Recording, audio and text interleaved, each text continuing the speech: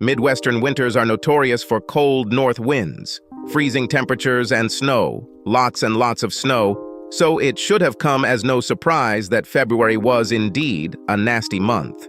For the first 2 weeks, no one even saw the sun, just a dull gray winter sky, and it was a leap year to boot. Everyone hoped that March would come like a lamb, with warmth, so no one was happy about the extra February day. Jim stood at his office window, looking out over the winter wonderland that was the city of Chicago.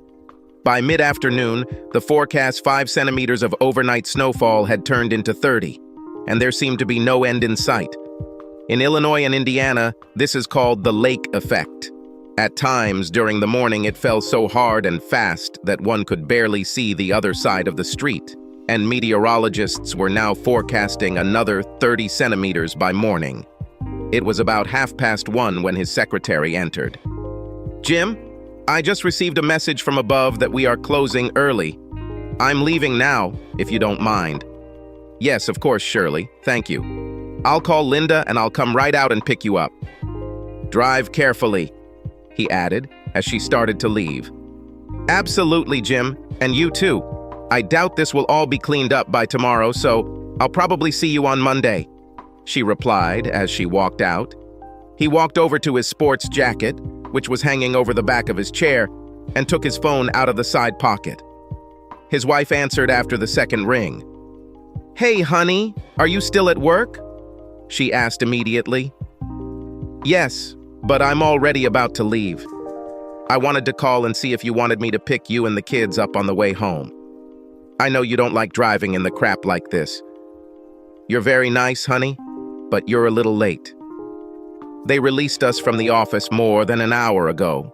I took the children and just entered the house. Please drive carefully, the roads are terrible." "It will be done, dear. I'll see you as soon as I can. Love you. Bye." Well, knowing that Linda and the kids were home safe and sound took a big weight off his mind. However, he felt bad. It was the 14th of February, Valentine's Day. Every year, he and Linda celebrated this holiday in style. Of course, he always came home with the obligatory card and flowers, followed by a romantic candlelit dinner in a lovely restaurant, a few cheek-to-cheek dances, culminating in a night of passionate fun, while Linda's mom and dad left the kids for the night. Well, a fancy dinner and dancing was out of the question. By evening, no one was going anywhere, but he thought about the florist. By the time he brushed the snow off his car, he decided to give it a try. It was only 4 or 5 blocks from his road. 2 weeks before, he ordered a beautiful bouquet and absolutely did not want to show up at home empty-handed. "Thank God you're still open," he said, greeting the man behind the counter. "Yes, I'm going to stay open as long as I can. I imagine many men will leave early and stop here to pick up their orders on the way home." "Well, your instincts are correct. That's why I'm here." Jim told him his last name, and a minute later, the florist pulled out a beautiful bouquet of red, yellow, and white roses from the refrigerator. "Damn, he's great," Jim told him. "What are those purple flowers?" "Sweet peas," he answered. "I added a few to highlight it. Do you like it?" "This is absolutely amazing," Jim replied. He took the pen and signed the card, inserting his debit card into the machine. It was almost 5 o'clock when Jim arrived at his house. He lost time on the way to the flower shop, but it was worth it. Jim knew how disappointed his wife would be that she would have to stay home on their special evening, and he hoped the flowers would lift her spirits. If Jim needed a pick-me-up, all he had to do was look into the 2 angelic faces of his children. "Daddy's home!" 6-year-old Emma cried. Along with their 4-year-old little brother Tommy, they jumped off the couch and ran to their proud father as soon as he walked through the door. Jim knelt down and placed the flowers behind him so they wouldn't get crushed before opening his arms for an onslaught of hugs and kisses. He looked up to see his beautiful, smiling wife watching the happy reunion. "Finally, I was starting to worry," she said. "Well, you were right. The roads are terrible. I'm afraid we won't be going anywhere tonight, darling." "Oh, I see," she admitted with a pang of sadness. "I already called Mom and Dad to tell them that we won't be dropping off the children with them. I didn't have anything defrosted, so the kids talked me into making homemade pizza for tonight. I hope this is okay." "Sounds great," he replied. He waited until Linda turned to go back to the kitchen before taking the flowers and hiding them behind his back. Both Emma and Tommy returned to the couch and their TV show. Linda knew he was creeping up behind her, but she smiled silently and turned her back to him, wondering what he was up to. She felt his left arm slide around her waist. Then his lips kissed her neck. Suddenly, a beautiful bouquet of mixed roses appeared in front of her, along with the words, "Happy Valentine's Day, dear." "Oh, Jim, they are great." She turned around, hugged him around the neck, and gave her caring husband a strong, passionate kiss. She grinned as she felt him become aroused. "That will have to wait," she said, patting his trousers with the back of her hand. She took the flowers and placed them on the table, then took a card from the envelope. "Oh, darling, what have I done to deserve you?" she said before giving him another quick kiss. Well, it wasn't the romantic evening they had planned, but seeing the excitement when the kids realized they were going to have a 4-day weekend with Mom and Dad made it a little easier to accept. Emma and Tommy already had plans for a few snowmen, a couple of snow forts, and a long snowball fight, all of which started early the next morning. It was just after 9 when Linda and Jim tucked their 2 excited offspring under the covers for the night. There was still a lot of time left until evening, and Jim was determined to make the best of it. "Darling, I'm so sorry that our plans didn't work out. I know the bad weather has been getting on our nerves lately, and I know how much you've been looking forward to tonight." "You mean, dude, why did you order all this snow?" She grinned. "Honey, there will be other evenings when we can go out for dinner. We'll have our own Valentine's Day when the weather improves. 4 days off with you and the kids is a great consolation prize, darling, believe me. Besides," she added, "I still have a great new evening dress and a beautiful bouquet of roses from it."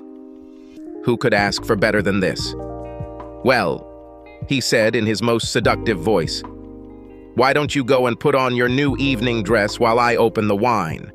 I'll put on some soft romantic music on the stereo, and we'll have our private Valentine's Day date right here."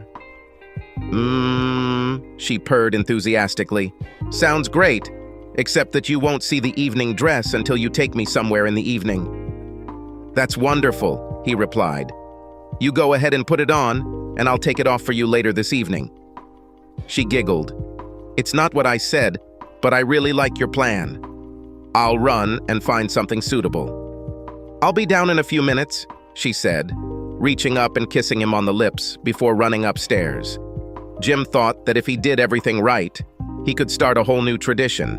He opened a bottle of semi-dry port to let it breathe, popped it into an ice bucket, and placed it on the coffee table along with 2 wine glasses. "Okay," he asked himself. "What next? Nothing says romance like a warm, crackling fire in the fireplace." After a few minutes, he succeeded, but there was still something missing. He looked at his expensive selection of vinyl records for an answer. He dimmed the lights, allowing the flickering glow of the fire to create the appropriate atmosphere, poured the wine, then, carefully lowering the needle, filled the air with the voices of love. When Linda entered, everyone was amazed, Jim by her beauty, and Linda by the romance shown by her husband. They sat silently in front of the fireplace for a while, huddled close to each other, sharing memories of their 10 years together. When the time came, Jim asked his beloved to dance. As he hugged her, Linda closed her eyes and laid her head on his chest. "Darling, this is incredible, thank you." "You're welcome, my dear. Happy Valentine's Day, baby." "Same to you, darling. I was going to buy you a card on the way home today, but with all the chaos, I didn't have the chance. I'm really sorry." "Don't worry about it, honey. I don't need a card to know that I'm your Valentine," he replied with a smile. They danced a little more, drank a little more wine, and then quietly walked up the stairs to make sure they didn't wake the kids. By the time Jim quietly closed the bedroom door behind him and turned around, Linda had almost taken off her dress. "Well?" she asked, standing there in her holiday suit. It was at that moment that Jim realized that he was still dressed. He solved the problem in record time. He was naked by the time she slid under the sheet. There were times when Linda liked to be rough and tough, but this was not the case. They had a great night. The next morning set the tone for the rest of the long weekend. Linda woke up to a knock on their bedroom door. "Mom, Dad, come on, wake up." Tommy and I were hungry. Linda looked at her watch. It was a little after 7. "Oh," she moaned. "Okay, honey. You guys go downstairs and watch some cartoons for a few minutes. Dad and I will be down soon." "Okay, Mom, but hurry up. Tommy and I want to build a snow fort. We'll go down now, dear." She heard the patter of little feet running down the corridor. Jim barely started to move. He purred, feeling his wife's lips press against his. He hugged her and turned her onto her back. He made no attempt to hide his excitement. Linda immediately knew what he was thinking, but had to voice the bad news. "Sorry, dear. This will have to wait. The kids are downstairs and they're hungry." Jim lowered his head, pretending to be upset. "Well, we can't go down there without a shower. We both smell like sex." "Yes," she grinned, as if they know the smell of sex. Her words made sense. "Yeah, okay, you're right. We really need to take a quick shower. I'll wash your back, you wash mine. This way, we'll finish in half the time." The kids were still sitting on the couch, watching TV, when the smiling couple finally came downstairs. The children didn't seem to notice the time delay. They were both engrossed in their cartoons. "What do you guys want for breakfast?" Linda asked. "Pancakes!" 2 kids shouted in unison. After a nice, hearty breakfast, the 4 of them went to the backyard to build the best snowman ever, according to Tommy and Emma. Of course, everyone knows that no snowman is safe unless he has a snow fort to protect him. To say it was an all-day affair would be an understatement. By the time Jim and Linda were ready to go to bed, they were too tired to even think about sex.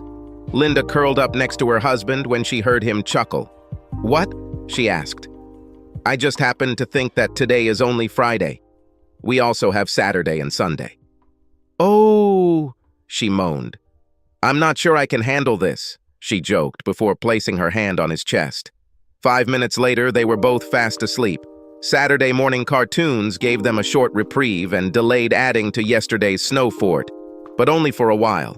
Of course, if you have an award-winning snow fort, you must defend it from invading forces.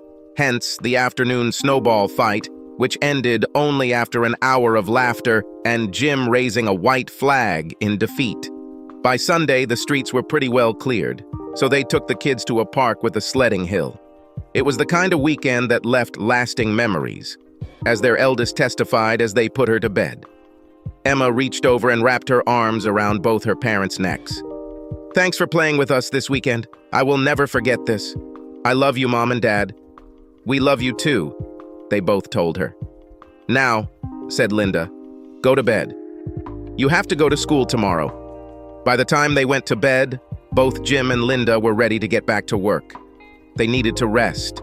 With temperatures too cold to melt anything, the days dragged on with mountains of plowed, dirty snow everywhere, serving as a visual reminder of the ruined holiday, as if anyone needed it. Like most others, Jim, Linda, and the children spent most of their free time indoors. The long, cold winter had left everyone in a bad mood. Even Emma and Tommy's carefree relationship was strained. With just a few days left in this dastardly month, Jim and Linda were cozy on the couch, enjoying a glass of wine after putting the kids to bed, when Linda's phone rang. Jim groaned. "And who can call at this time of night?" Linda extended her hand and looked at the screen. "It's Dee," she answered with a slight laugh. "I'd better answer. It may be important." Dee and her husband, Dave, were part of the close circle of friends they had developed over the years. Counting Jim and Linda, there were 5 couples in total, but they were closer to Dee and Dave than the others. They were all about the same age and financial status, had many common interests, and had children of varying ages who largely got along with each other. It was always a good time when they all got together, which usually happened several times a year. To avoid disturbing her husband too much, Linda took the phone into the kitchen to talk. but Jim could still hear the end of his wife's conversation. Indeed? Oh, Dee, that's a great idea. Where?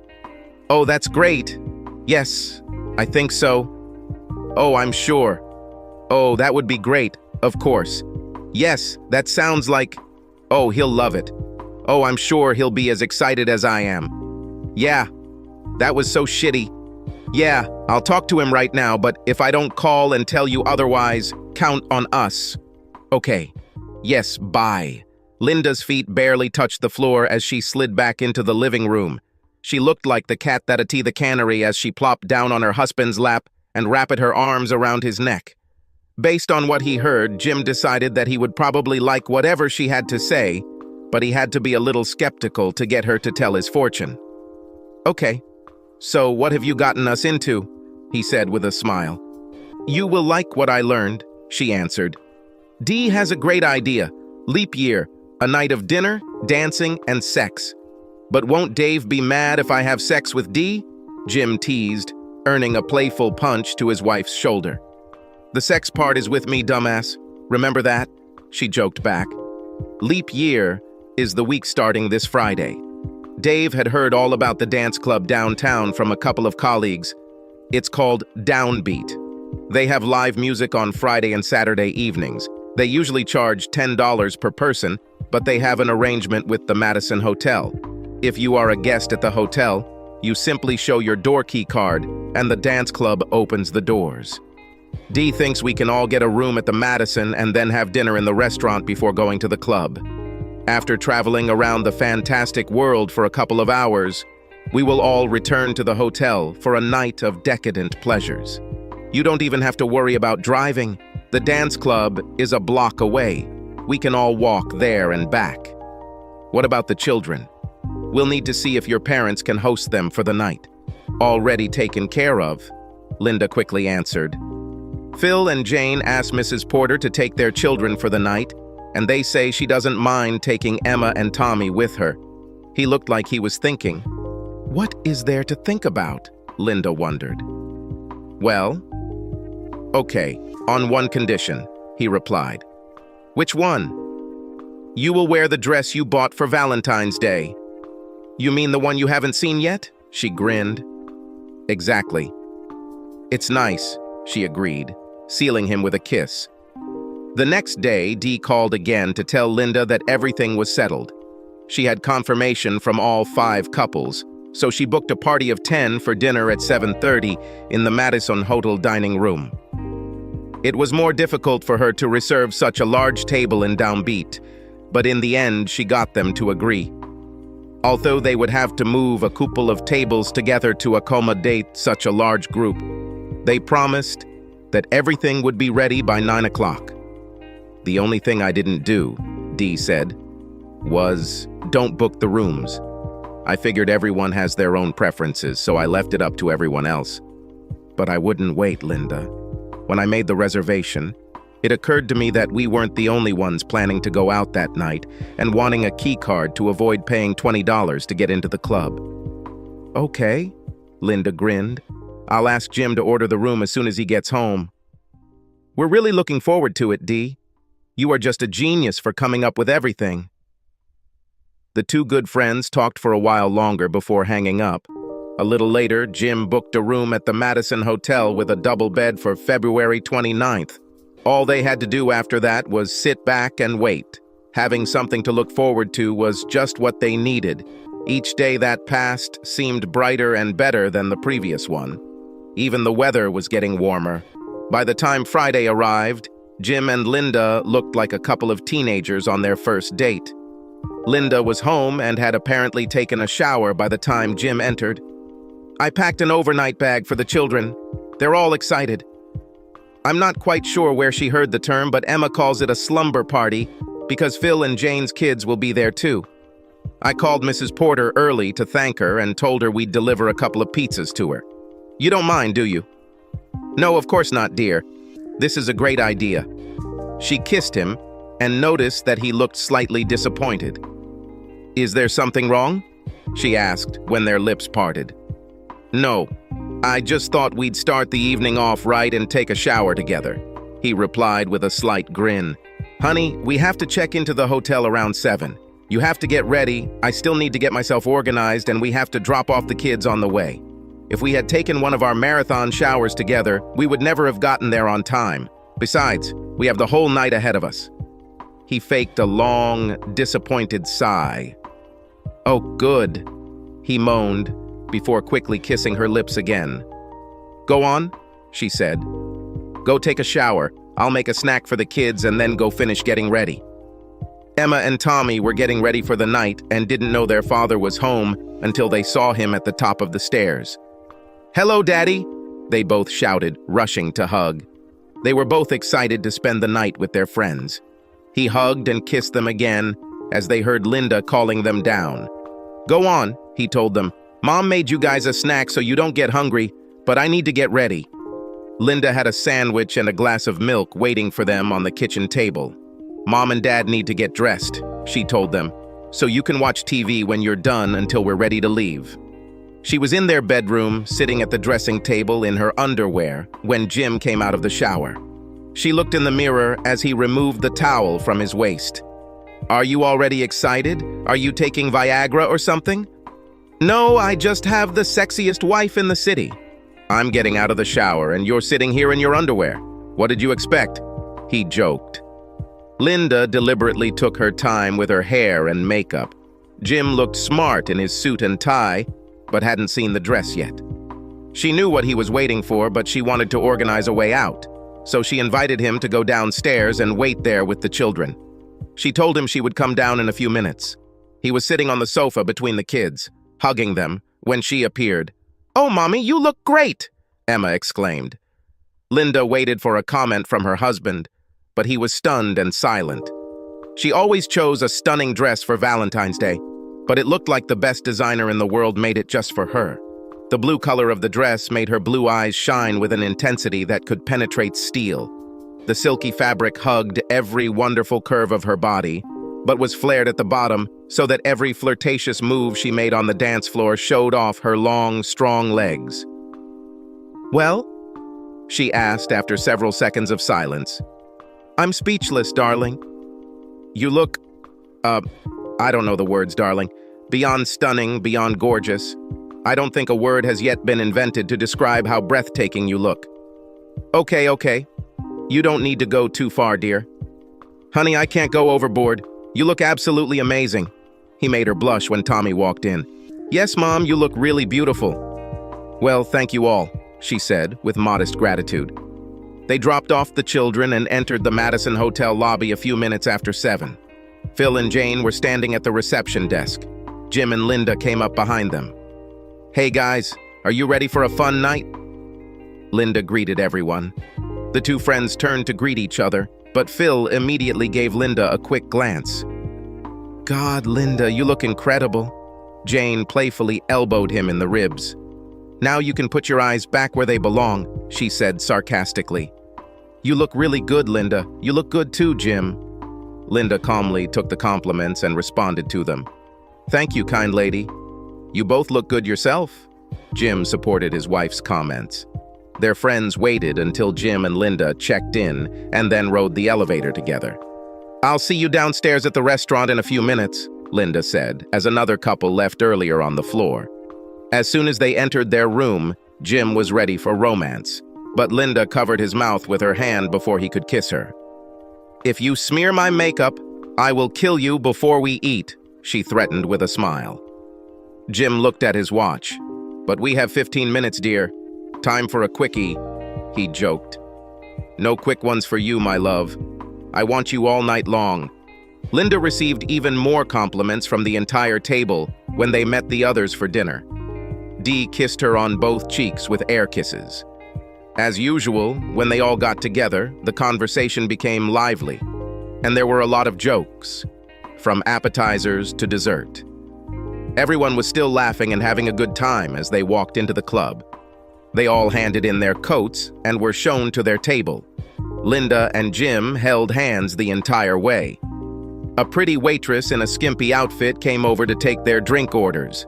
Everyone waited to be served before hitting the dance floor. When the drinks arrived, Linda took a sip of her strawberry daiquiri, then grabbed Jim's hand. "Come on, honey, let's show them how it's done." The rest of the table stood up and followed them to join in the fun. The band wasn't what anyone would call promoted, but they had a great repertoire of songs and mixed them up well. Linda and Jim were among the last to return to their table to rest. Linda was a better dancer than Jim, but he could still show off. Linda had never been shy about him as her partner, but, with her husband's permission, she would sometimes accept an invitation to dance from someone who was a little lighter on her feet. So Jim was surprised when she declined the request of Dave, the best dancer in their group. "Thanks, Dave, but my dance card at Jim's is completely full tonight," she said. The conversation flowed again, as everyone was enjoying a brief respite. When Dee noticed excited murmurs from nearby tables, she instinctively looked towards the entrance. "Oh my God," she said loud enough for the entire table to hear. "This is Mark Lavalier." Everyone in town knew who Mark Lavalier was, even the women who didn't follow football, including Linda. He was a star on the city's NFL team. Unlike some other team members, he remained in Chicago year-round. He was the kind of man who was the envy of all the other guys in the place. He was tall, handsome, well-built, had a lot of money, and, judging by the way the women at the table fawned over him, he was a real ladies' man. In addition to all this, he had a reputation as a genuinely nice guy, and was as well known for his public good deeds and generosity as he was for his exploits on the field. He walked in with two other guys from the team and was immediately ushered to a table not far from their group. Of course, he immediately became the main topic of conversation. Men spoke of his remarkable exploits on the field, while women praised his generosity, good nature, and bulging muscles. After a few minutes, Dee reached out and placed her hand on Linda's arm to get her attention. "Listen," she muttered excitedly as Mr. Football stood up. "I think he's going to ask someone to dance." Of course, all eyes were on him as he walked across the room and approached a very pretty 30-something blonde. Jim didn't like what he saw. The woman wasn't alone, whether it was her husband or just a dating partner. He didn't know, and it didn't really matter. He always considered it bad form to ask a lady to dance without first asking permission from the man she was with. Of course, he couldn't hear what was said, but Lavalier seemed to be completely ignoring her escort. His train of thought was interrupted by his wife's comment. "God, for a big man, he actually moves well." "You're absolutely right," Dee agreed. The men resumed their conversation again, while the women at the table kept their eyes on the dancing couple. They danced through the entire song, but the woman seemed to break down and return to her table before the second song was over. Lavalier returned to him, and Jim saw him glance in their direction before taking his seat. Luckily for Jim, the conversation at the table had moved away from Mr. Football, and, as usual, focused on more fun things. Jim was about to ask Linda if she was ready for round 2 when he noticed his friends on the other side of the table looking up. Before he could turn around and see what they were looking at, he heard a voice over his shoulder. "I'm Mark Lavalier. Can I invite you to this dance?" He extended his hand to Linda. Dee saw the anger on Jim's face and knew he was going to say something. "Jim," she whispered loud enough for him and several other people to hear. "Please don't. It's just a dance. Don't ruin it for her." By that time, Linda had taken Lavalier's hand and had already gotten up from her seat anyway. Jim, accepting Dee's plea, said nothing, but his anger was obvious to everyone present. "Well, that's all her, I save all my dancing for my husband." Dave grinned at Jim. "Ow," he said, as Dee kicked him under the table. Paul was the next one to make fun of his friend. "Don't tell me you're jealous, Jim," he said with a laugh. His response made it clear to everyone that he didn't think it was a laughing matter. "I'm not jealous, I'm angry. I don't mind them dancing. What I mean is the complete disrespect I just received from him and also from my wife. This arrogant jerk completely ignored me as if I wasn't even there. It's an insult, but I think I'm more angry at Linda. She knows how I feel about it and always asks permission to dance with someone we don't know. It just shows that a wife loves and respects her husband, and I have never refused her. This time she ignored me, just like he did. Jim, this is Mark Lavaliere, Jane said, adding her 2 cents. I don't care who it is, he objected. You do not approach a woman, completely ignore her accompaniment, and do not invite her to dance. This is extremely impolite. He did the same when he asked the other woman to dance. Everyone at the table thought it was probably best to leave things as they were. One of the other friends decided that now would be a good time to talk about the new car he wanted to buy. Jim didn't want to ruin the evening he had planned with Linda, so he tried to forget about the incident and joined the conversation, but still kept one eye on his wife. The band was playing a slow song. Based on their earlier repertoire, Jim decided that the second song would be faster and his wife would likely join them. Unfortunately, he didn't know that Lavaliere had spoken to the band and asked them to play several slow songs in a row. Jim's anger intensified when he saw his wife melt into the arms of the football star during the second dance. This is disrespect for your husband, he thought to himself. When this continued for the third time, Jim had had enough. I'm going to end this right now, he said angrily, standing up. Dee grabbed his hand. Jim, please. Think about how grateful she will be to you later in the evening. Please let her enjoy the moment. Yeah, come on, man, Dave and Paul said at the same time. They don't harm anyone. Here they are. We can all see them. Jim looked at his wife with a sigh and, against his better judgment, sat down again. He tried his best to join in the conversation, but he was having a hard time, and he gave a grateful sigh of relief when the group announced that they were taking a 15-minute break. He saw his wife return to the table after dancing 3 slow songs with Lavaliere. He watched her face as she approached. She didn't smile as everyone might have thought. Instead, she had a look of worry and guilt on her face. Jim could see that she knew what she had done was wrong and decided he wouldn't make a fuss. He really didn't want to ruin the rest of the evening. Before taking her seat, Linda told everyone at the table that she needed to freshen up and asked Dee to join her in the ladies' room. Dee could barely contain herself until the toilet door closed behind them. Well, she asked with excitement, how did it go? Were you able to feel his excitement when he danced with you? Oh yes, Linda replied. Did he seem big? I don't think it's bigger than any other guy. I don't know. I really can't say. While Dee was thinking this over, Linda took advantage of the lull. He wants me to spend the night with him. Dee was still thinking about the size of Lavaliere's household and did not fully understand what her friend had said. What? Who? Mark. Who else do you think? You mean he wants you to go home with him and spend the night with him? Exactly, Linda confirmed. Dee, I don't know what to do. I've never cheated on Jim before, but this is Mark Lavaliere. I will never have this opportunity again. Did Jim say anything when we were dancing? Oh yes, he's angry, Dee replied. First of all, he was angry that Mark ignored him when asking you to dance. He's also angry at you for not asking his permission before agreeing. Yes, I thought about it when we went to the dance floor, but by then, it was too late. Dee thought about it and was ready to offer advice. Honey, Jim's already pissed off. Any romantic plans you guys had for tonight are probably going to fall apart anyway. I'd go for it. Do you really think so? Hell, yes. As you said, how many opportunities like this do you get in a lifetime?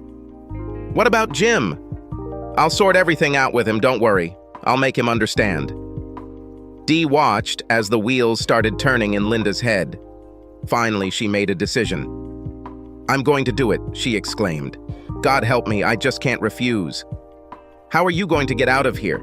You know that if Jim sees you leaving, he will face you. He might even be stupid enough to try to fight Mark. Mark says he has an emergency exit from here.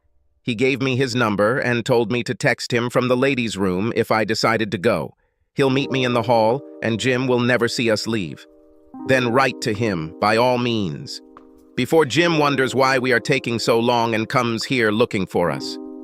Jim was so engrossed in watching Linda and Lavaliere that he didn't realize how badly he needed to go to the toilet. He thought about waiting for Dee and his wife to return, but he didn't know how long they'd be there, and he didn't. Saw no benefit in waiting, so he stood up and apologized. Unlike the ladies' room, which was located just off the dance floor, the men's room was in the bar area. When he returned, he saw Dee sitting next to Dave, but Linda's chair was empty. The group hadn't returned yet, so he knew she wasn't dancing. "Where's Linda?" "Don't worry, Jim. She's fine. She just needs something to do." Jim wondered what the hell was going on. Everyone looked at him with a strange expression on their faces. The only thing he could think about was that Linda had some kind of surprise for him to make up for her previous actions. He sat down and tried to relax, but the mood at the table had changed. Everyone was quieter and more subdued. As the minutes passed, he became more and more anxious. "What's going on, Dee? Where is Linda?" "Jim, I told you, she's fine." "I'm not asking about her health, Dee." "Where is she? Did she go back to the hotel?" She saw that he was beginning to worry, and she was not sure that she could hide it from him for long. "Please, Jim, just relax." She knew that sooner or later she would have to tell him, but she hoped it would be later, much later. She saw him take out his phone. "What are you doing?" "I'm calling her. I want to know what's going on." When her phone went to voicemail, he called the hotel. They also had their number when he made the order.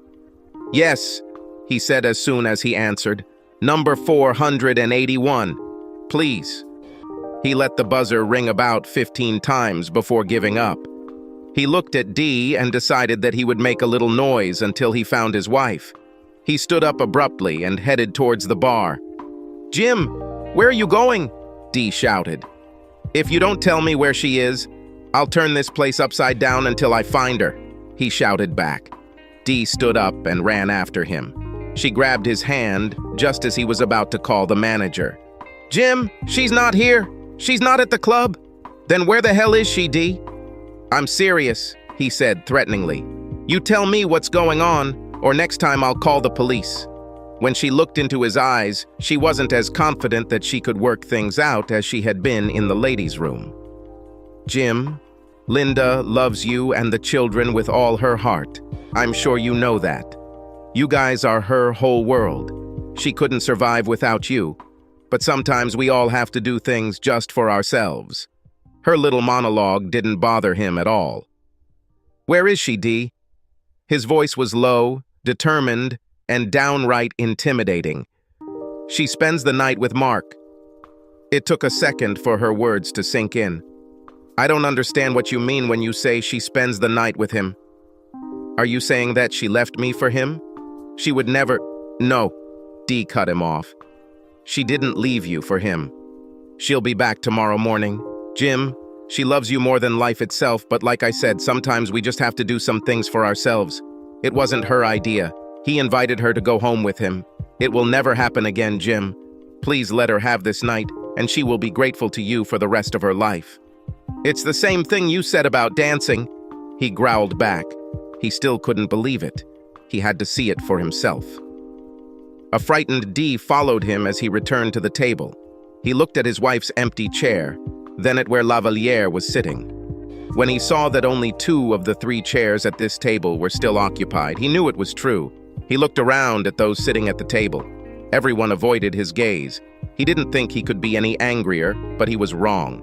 He could tell by the look on their faces that they knew everything, and no one said a damn word. At that moment, the angry husband didn't care who knew what. In fact, he wanted everyone to know.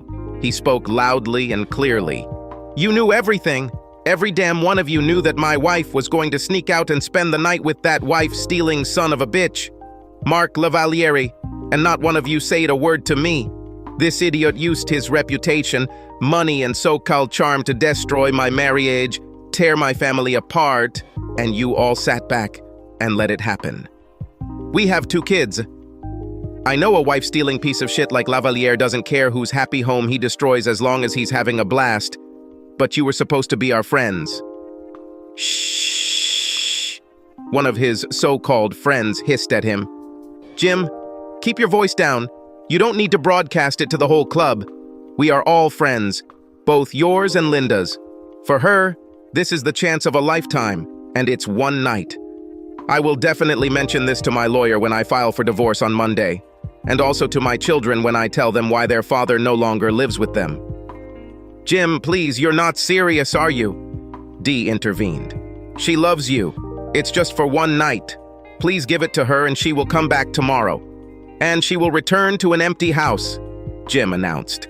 From now on, whenever any of you visit her and see our two children, remember that you had a hand in the destruction of their family. Just at that moment, the two guys sitting with Lavaliere stood up and seemed to be heading towards him. Oh, look at this! Here come Lavaliere's two thugs, he said loud enough for everyone to hear. What are you guys gonna do? Take me to the parking lot and work on me? Your boss stole my wife, destroyed my family, and now you guys are gonna beat the crap out of me, right? No, wait. I have an idea. Dave, Paul, why don't you two send your wives home with these guys? They are both professional football players. They may not be Marc Lavaliere, but they are on the same team. Then we can all be so happy for our wives because they spent the night with one of the celebrities, and later we can all wonder how we can resist a professional athlete while making love to our wives. We will all be able to wonder if we are still satisfying her or who she is thinking about in the throes of passion. Both of Lavaliere's friends stopped in their tracks when one of the men took out his phone and pressed the speed dial button. Are you calling Mark? Ask it another. Hell, yes. I'm going to tell him to bring that bitch back here. Look around. Everyone has taken out their phonies. By morning, it will be all over the internet. His companion looked around. There must have been 30 or 40 people there, recording everything. Damn, Kevin. A lot of these phones are pointed at us. Indeed? He commented sarcastically. Damn it. What's the matter? He turned off his fucking phone. A woman sitting with her husband at another table called out to Jim. He recognized her as the woman with whom Lavaliere had danced in front of his wife. That asshole tried to do the same thing to me a while ago. I told him to go to hell. Your husband is a happy man, Jim answered. He's obviously a much better judge of people than I am. He couldn't help but chuckle as he looked down and addressed the table of shocked former friends. When you see Linda, be sure to tell her that she gave up her marriage for one night with this idiot, and was not even his first choice. Jim knew this would be the last time he would speak to anyone at the table, so he wanted to make sure they understood where he was. I thought you were our friends. Obviously, I was as wrong about you as I was about my wife. Next time any of you men see me, you should start looking for a way out. I won't look for you, but if we ever end up in the same room, I'll start beating you up. There was a shocked silence as Jim turned his attention to the ladies. And you bitches, I don't believe in violence against women, but if you ever try to talk to me again, I'll get loud, vulgar, cause a scene, and make sure everyone knows you pimped my wife out. This vile piece of crap. He glared at Dee. And for you, bitch, I could make an exception to this rule about violence against women. Dee took out her phone and desperately tried to dial Linda's number, but it went straight to voicemail. Around this time, Jim was approached by the club manager. Sir, I have to ask you to leave. If you refuse, I will call the police. Oh, don't worry, Jim replied. I'm leaving, but before I do, I have a question. Did you know about this? Has Lavaliere done this here before? This lady says he tried to do the same thing to her. I bet my wife isn't the first, is she? Is this Lavaliere's happy hunting ground for impressionable wives? He looked at the other tables. Take this as a warning, guys. Bring your wife here and you can just leave without her, like I do. Believe me, Lavaliere doesn't care about destroying your family, just like he didn't care about destroying mine. Jim walked up to the embarrassed cloakroom girl and gave her his ticket, and then left. He half expected Lavaliere's two friends to follow him outside, but they didn't. He walked towards the hotel. He couldn't believe that his wife would ruin their marriage over one night. What the hell was she thinking? They talked about loyalty. In fact, the entire group he just left was talking about it. Everyone agreed. This was a topic that could not be tolerated. By the time he reached the hotel lobby, he had worked himself into an even more frantic state than before. He wanted the blood of each and everyone involved in this night. He approached the receptionist. I'll leave in a few minutes. Have my bill ready, he demanded. The clerk had to ask, "Sir, what's the problem? The room is reserved for the whole night." "Yes, there is a problem. I can't believe a hotel with a reputation to protect would support this den of infidelity. Do you know that damn dance club caters to professional athletes who seduce other people's wives all over the place? I booked a room to spend a romantic night with my wife. Now, thanks to you and the wife-stealing clientele of this establishment, I will divorce her and destroy a family with 2 innocent little children. I'll go up and pack my things. Have my bill ready by the time I get back." Carl Mason, the hotel's night manager, heard Jim fuming as he returned to his office.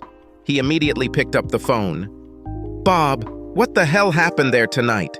I have a client here who is willing to kill someone because he claims that your client seduced his wife."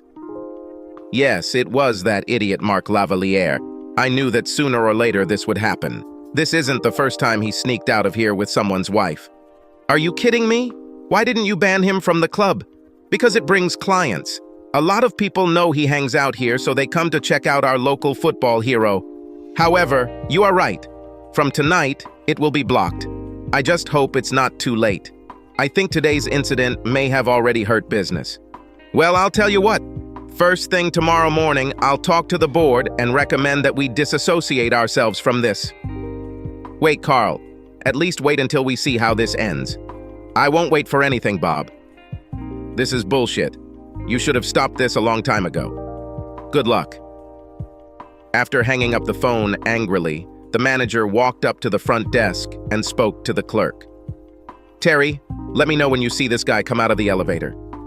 "It will be done, Mr. Mason." Meanwhile, Jim returned to the room. When he opened the door, this large double bed looked very inviting. He was exhausted, emotionally and physically. He plopped down on the bed, throwing one leg up on the bed, but keeping the other on the floor. He didn't want to fall asleep just to relieve the stress for a few minutes. As he lay there, he felt grief creeping in slowly, like a tiger about to pounce. Until now, his emotions had been pure rage, with a shot of adrenaline kicking in for good measure. He sat up, lowered his other leg to the floor, and sat on the edge of the bed. Grief would have to wait, he told himself. He wasn't done with the rage yet. Not by a long shot. Jim picked up his suitcase and threw it on the bed before opening it. He took out the $300 Victoria's Secret underwear he'd bought as a surprise for his wife and laid them out neatly on the bed. "I found some stationery and a pen on a small table in the corner and wrote a note. To the maid, happy belated Valentine's Day. It's all yours." He took out his phone and sent this photo to his soon-to-be ex-wife with a note in the foreground. Never in his entire life had anyone hurt him as much as she did. He was ready to repay her in whatever way he could. Jim closed his suitcase and headed downstairs to pay. The clerk called his manager as soon as Jim got off the elevator. "Sir, my name is Carl Mason. I am the night manager of the hotel. I couldn't help but hear you when you entered. I called the dance club and found out what happened.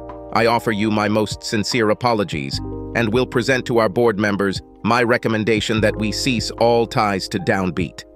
Again, there is no charge for the room, and I am very sorry this happened."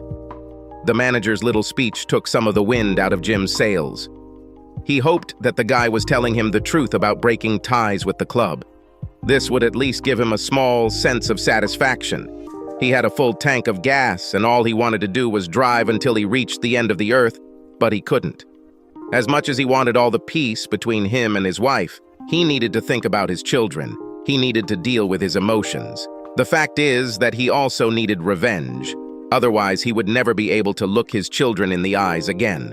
On the way home, Jim thought about all the people who were recording him on their phones. It was another small victory, but he hoped they would post it on YouTube, Facebook, Twitter, and whatever other sites were out there. And that's when the idea came to him. As soon as Jim entered his house, he placed his suitcase on the floor and headed to his home office. He opened his laptop, clicked on Google, and started searching. It took him 3 tries, but he found what he was looking for. He wasn't even sure they existed, but they were there. Telephone numbers for the National Enquirer, the Globe, Tatler, Confidential, and a couple of other scandalous newspapers and tabloids. He clicked on the first one and saw that it was a 24-hour hotline. When he went down the page, he found that they were all the same. He took a piece of paper and jotted down what he needed to say. National Enquirer. Hotline, may I have your name, please? My name is Jim, but before I continue, I was wondering if you would be interested in the story of how Marc Lavaliere stole a man's wife and destroyed his 10-year marriage. They also have 2 children, who now, thanks to him, will live in a single-parent family. Can you confirm this, Jim? I'm sure I can. He stole my wife. At the moment, while we are talking, she is with him. There was silence on the line for a moment before the voice answered, Jim, can you wait a couple of minutes? Please don't hang up, I'll be right back. I'll be here, Jim replied. Jim? Yes. Okay, we're interested. We'll pay $2,000 for the exclusive. What is your name? Asked Jim. Daryl. Okay, Daryl, it's agreed. I'm not interested in money. You were my first call, but I'm also going to call the Globe, Confidential, Tatler, and a few others. I'm guessing you guys have ways of finding out where these celebrities live, and I'm sure you have photographers all over the place ready to go at short notice.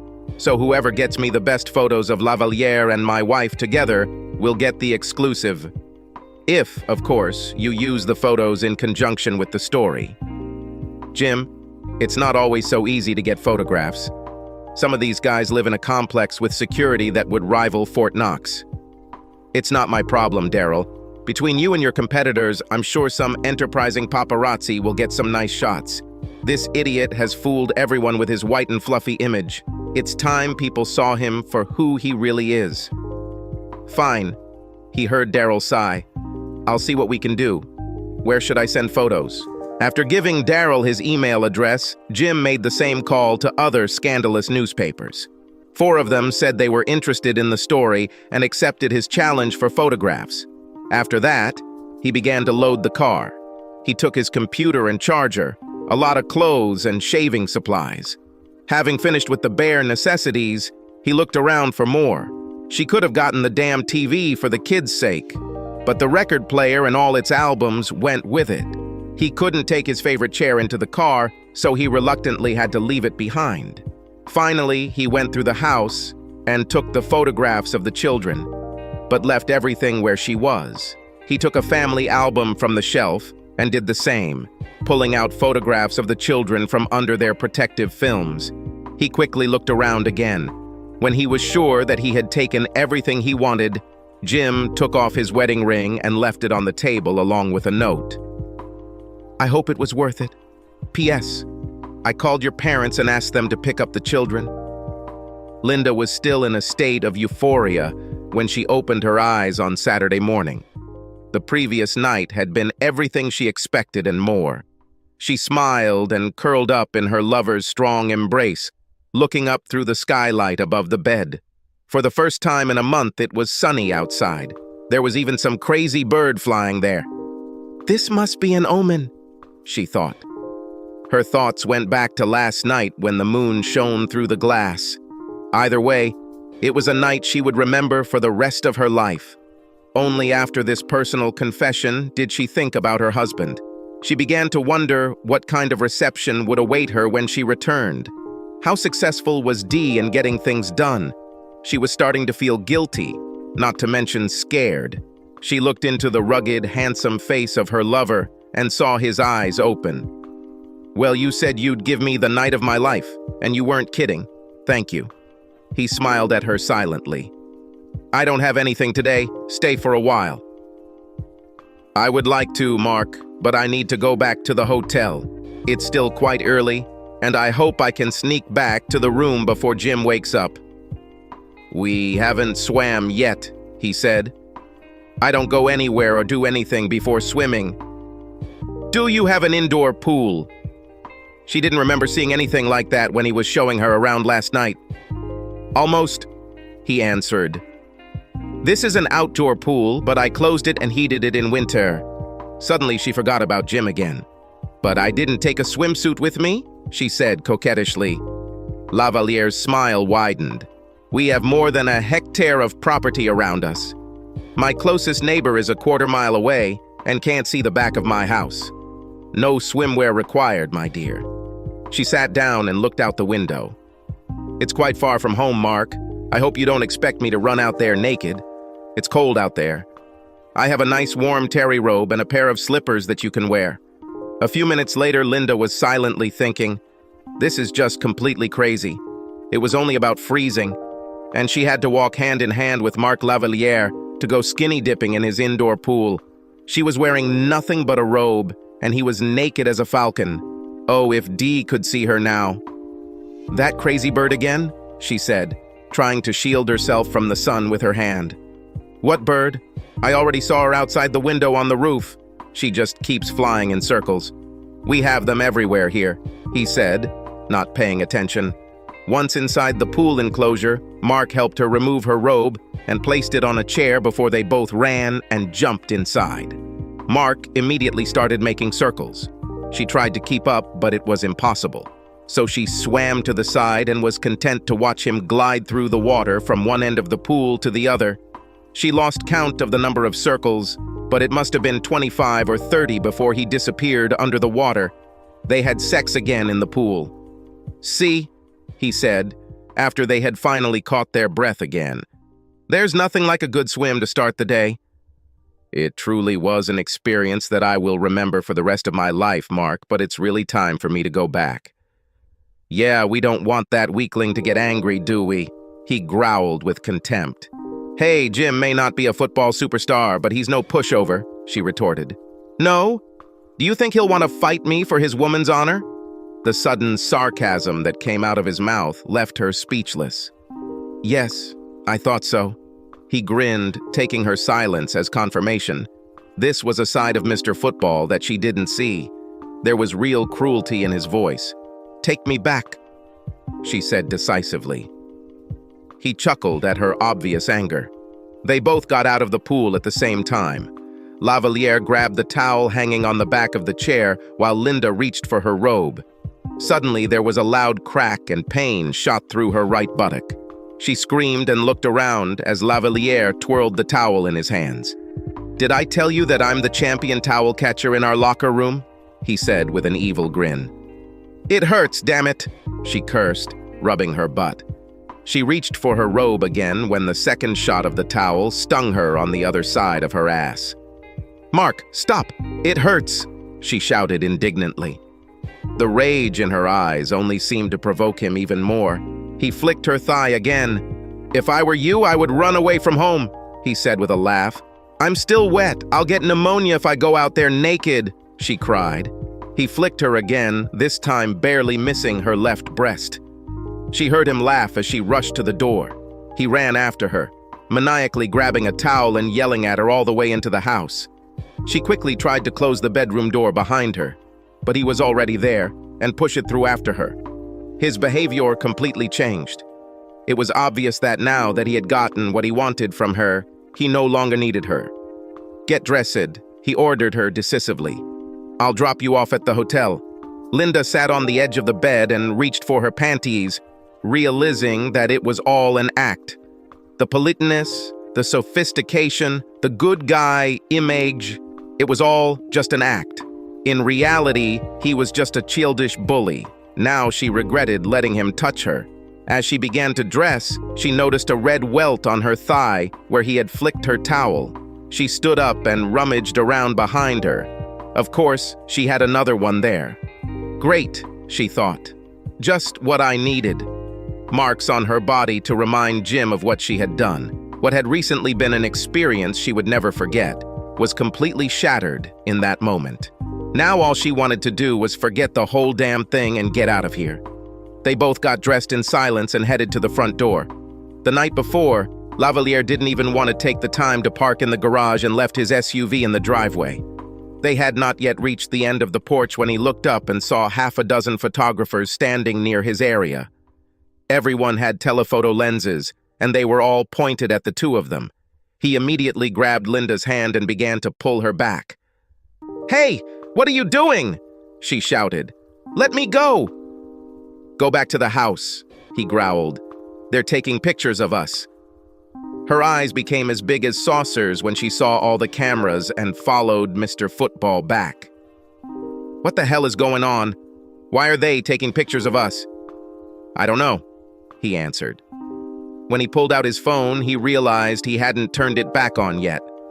He pressed the button and waited impatiently for it to load. Linda did the same with hers.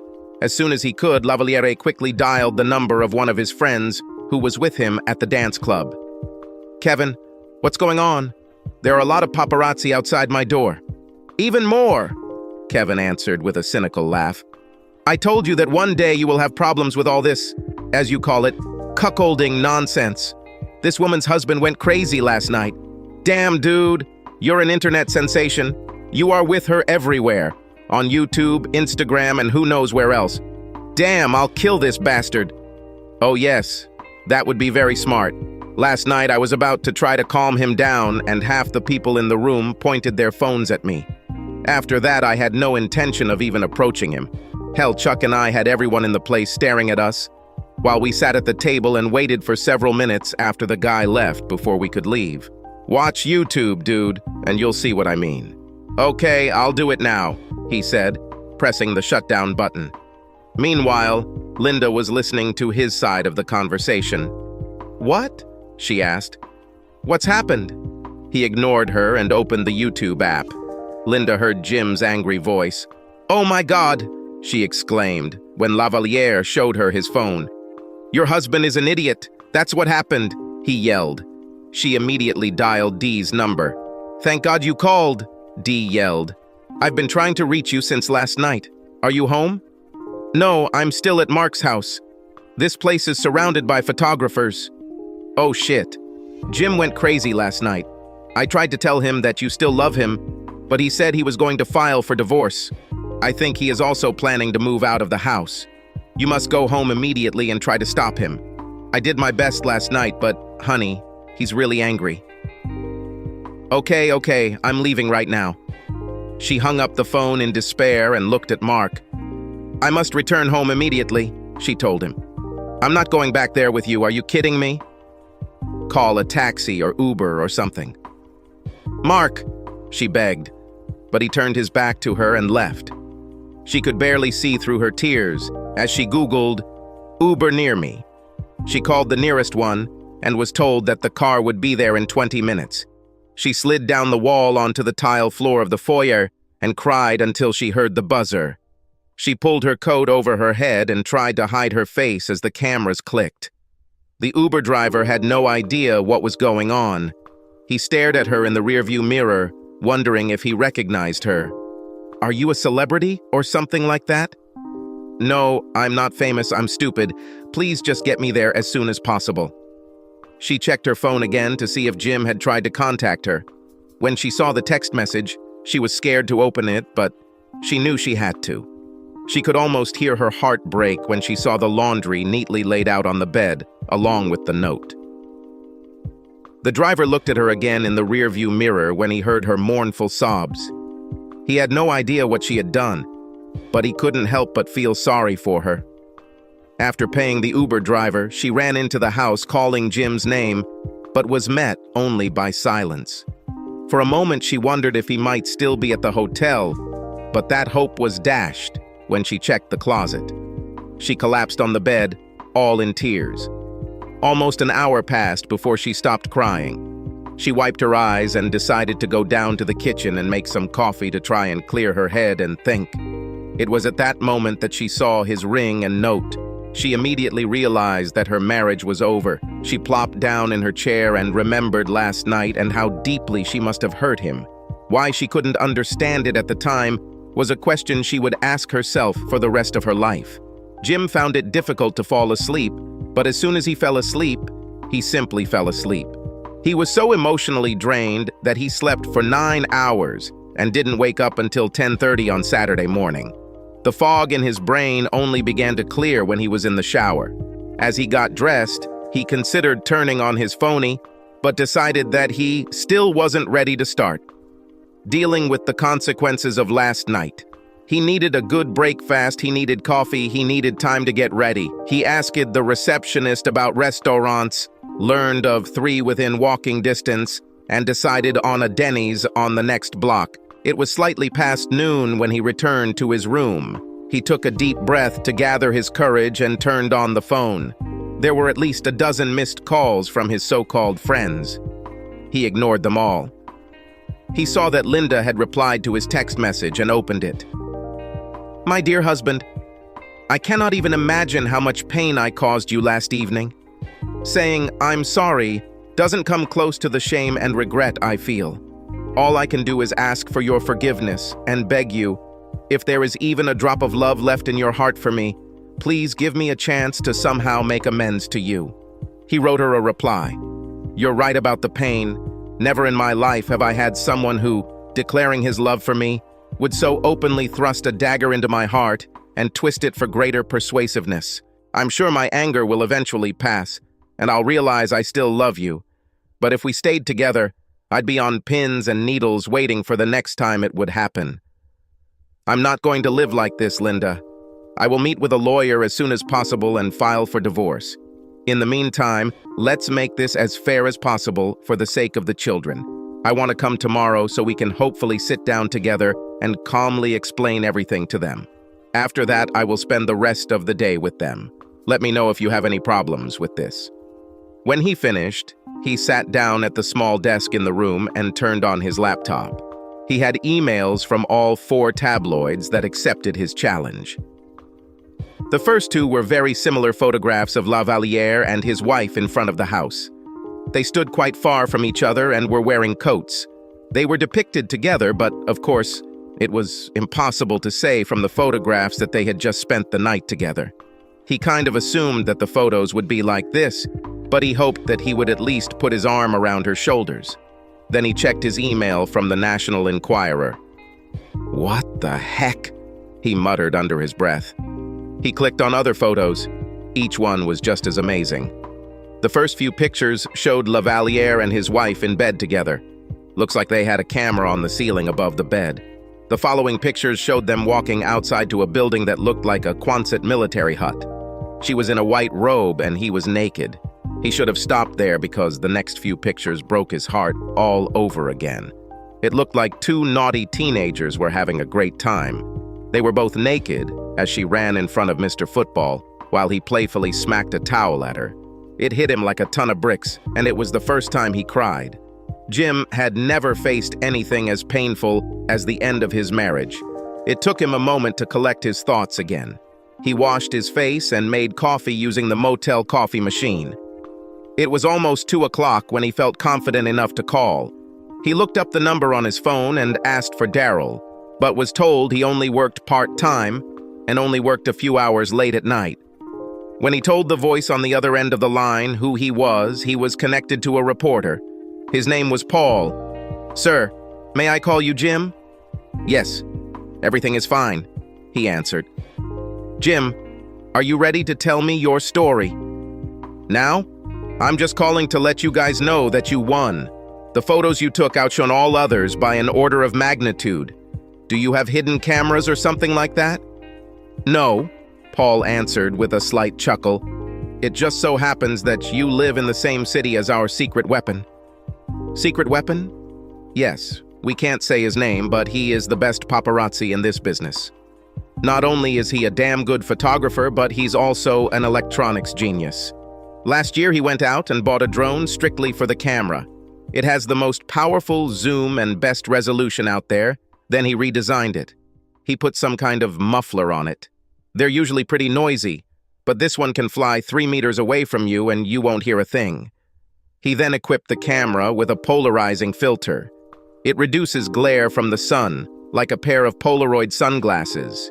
He can park it outside someone's window and adjust the filter with his phone so that you stop seeing reflections in the glass. Everything will be clear as crystal. That's how he got those photos of your wife and Lavaliere in bed together. As soon as he got the call last night, he found the address and went there to scout out the situation. It was still dark when he sent the drone up and discovered a sunroof. He thought he was above Lavaliere's bed, but he couldn't see it until it got lighter. He also has some extra-long telephoto lenses for his regular camera, so he found a place in the back where he could perch in case they tried to sneak out that way, although he didn't expect them to undress like that. There's an indoor pool in that building back there, so apparently they went skinny dipping together. This was another piece of information Jim didn't need to hear. Anyway, Paul continued, as soon as the sun rose, he saw them from above and took these pictures through the skylight. We had another guy in front, so he stayed back. He couldn't believe his luck when he saw them come out naked and head towards the pool. In addition to the pictures you saw, he got more from the drone, but the ones from ground level are better. Jim and Paul spent the next 2 hours talking on the phone as Jim told his story in detail and answered Paul's many questions along the way. By the time they finished, he was exhausted. After hanging up, Jim wondered if it was worth it. Will this really affect Lavaliere's career? Probably not. People like this get away with whatever they want, he told himself. That's when he remembered all the people in the club with their phones off and wondered if anything had ended up on the internet. He emailed the other tabloids to tell them they had lost, then clicked on YouTube and typed Lavaliere into the search bar. Holy saints, he exclaimed out loud. The entire first page was dedicated to him. He clicked on the first video and watched a replay of his pain and humiliation. With misty eyes, he began to read the comments. There were more than 300 of them. A couple were derogatory remarks aimed at him, comments like he was a weakling. But the rest destroyed Lavaliere, and to some extent Linda. He watched a few more and became increasingly inspired as he read the comments from each of them. Hell, he thought, maybe I didn't even need the tabloid story. His thoughts were interrupted by the buzzing of his phone with a text message. It was from his former friend, Dave. He didn't intend to open it, but curiosity got the better of him. Jim, Dee just got off the phone with Linda. She says you've gone crazy. Please don't do this. It was just one night. You shouldn't leave a 10-year marriage because of this. Please reconsider. Jim returned the message. Last night I told you, don't call, don't write, don't contact me in any way. None of you warned me when you knew what Linda was going to do. Not even you, my so-called buddy. If I could have gotten to her before she left, I most likely could have stopped her and possibly saved my marriage. Of course, we'll never know now, will we? Don't contact me anymore. I will never receive calls or texts from you, Dee, or anyone else who sat at this table last night. To me, you can all go to hell. Another wave of sadness washed over him as he pressed the send button. More tears escaped the corners of his eyes as he thought about the loss of his wife, his marriage, and to some extent, his children.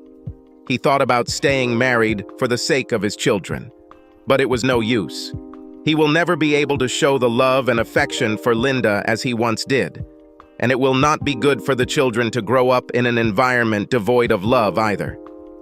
It wasn't an easy decision, but he made the only one he could make. Linda was ready to receive him on Sunday morning. When he approached the door, she had already taken a shower, dressed beautifully, and put on makeup. He accepted her invitation for coffee and followed her into the kitchen. "Where are the children?" I asked. "Outside, playing in the backyard." He nodded in agreement and sat down at the table.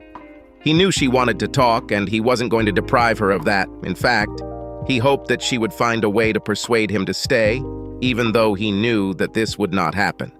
"Jim, I'm very, very sorry for what I did. I can't imagine how you felt when you found out I left. I honestly don't know what I was thinking." "I agree," he replied. "No one could imagine how I felt if this had not happened to him. I don't know what came over me. I've never been with anyone this famous before. It made me feel so special. Then when he asked me to go home with him, I don't know, I was just so amazed. I didn't even think about anything like that, but..."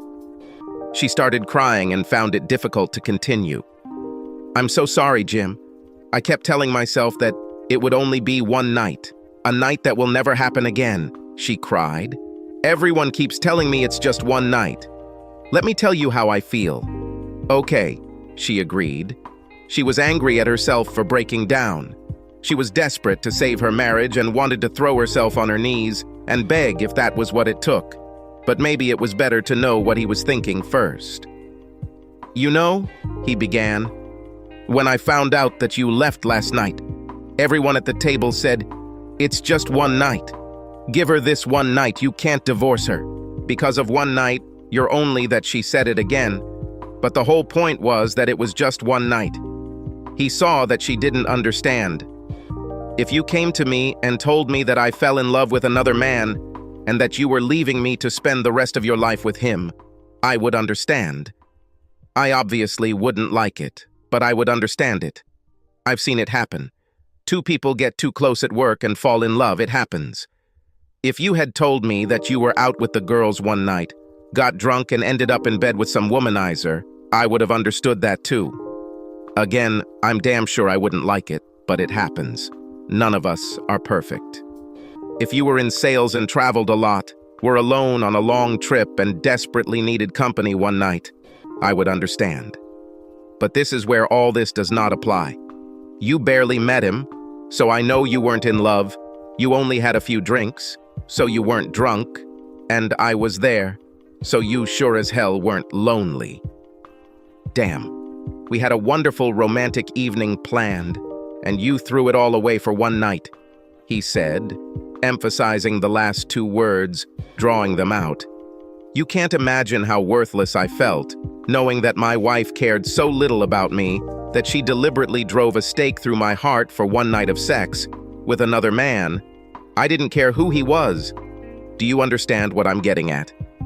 The fact that it was just one night makes it not better, but 1,000 times worse. You threw it all away. Our marriage, our family life, our future, our children's future, for one night. You knew how I would feel. You knew how devastated I would be. And yet you completely ignored my feelings for one fucking night with this guy." He became emotional and didn't want his children to see him like that. He calmed down and lowered the volume. "Understand? Do you see what you've done? You didn't leave me for a lifetime of happiness with someone else. You left me for one night of sex with another man." Linda wiped a wave of tears from her eyes. She really understood. Until now, she had thought about it like everyone else, that it was just one night, that he would not give up the marriage because of one night, but now she realized that it was she who abandoned him for one night, not him. He was right, absolutely right, and there was no point in even trying to fight him about it. There were no counter-arguments she could discuss, nothing she could say. Their marriage was over. She had to accept it. She asked for a few minutes to compose herself before talking to the children. When she was ready, they called the children. They, of course, attacked their father with questions about where he was. Linda was instrumental in helping explain that Dad was looking to get a second home. Only the thought of spending the day with their father kept them from crying, but they made up for it that evening when he dropped them off. Never in her entire life had Linda felt so depressed as when she heard her children crying in their beds, knowing that she was the cause. True to his word, Jim filed for divorce the following week. Linda, knowing that her imminent dismissal would be very fair, used the services of the same lawyer. It was decided that she would stay in the house for the sake of the children, so Jim rented a 3-bedroom apartment just 4 miles away, where the children spent almost half of their time.